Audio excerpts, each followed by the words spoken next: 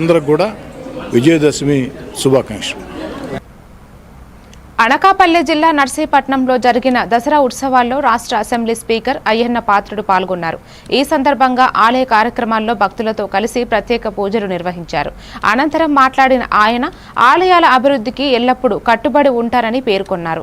భక్తి, సాంప్రదాయం, సాంస్కృతిక వైభవానికి ప్రతీకగా జరిగే ఈ ఉత్సవాలను ప్రజలు ఆనందంగా జరుపుకోవాలని ఆకాంక్షించారు.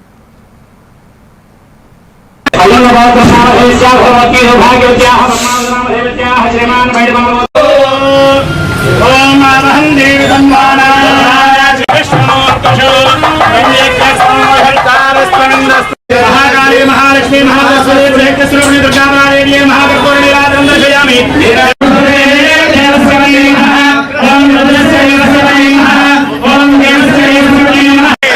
दुर्गा परादेवतको जगदंबा परादेवतको ओम जातवेद समर्पयामि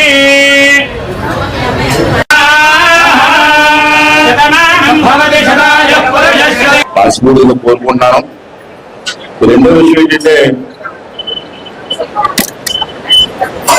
అమ్మవారి ఏ ముహూర్తాలు పెట్టామో తెలియదు, కానీ ఆ రోజు నా చేతి మీదుగా శంకుస్థాపన చేశాను. అమ్మవారి ఆశీస్సుతో మేము ఎవరు ఊహించలేదు ఇంత బ్రహ్మాండంగా అమ్మవారు పండుగ జరుగుతాయని. కమిటీ వారు కూడా చాలా బ్రహ్మాండంగా చేస్తున్నారు. రోజు అడుగుతున్నాను, ఎలా జరుగుతుందని అడుగుతున్నాను. ఈ దసరా ఉత్సవాలు ఈ 10 రోజులు కూడా పూజలే కాకుండా అన్నదానం కూడా పెట్టారు. ఈ 10 రోజుల్లో 25,000 మంది పూజ చేస్తారు. తక్కువ కాదు. 10 రోజుల్లో అమ్మవారి పూజ దగ్గర ప్రసాదం 25,000 మంది పూజ చేస్తారు. కంపెనీ వారికి, గోదారులకి, అలాగే గవర్నమెంట్ పెద్దలు ఆఫీసులు వచ్చారు, వాళ్ళందరికీ కూడా ప్రభుత్వం తరఫున నాకు ధన్యవాదాలు తెలియజేస్తాను.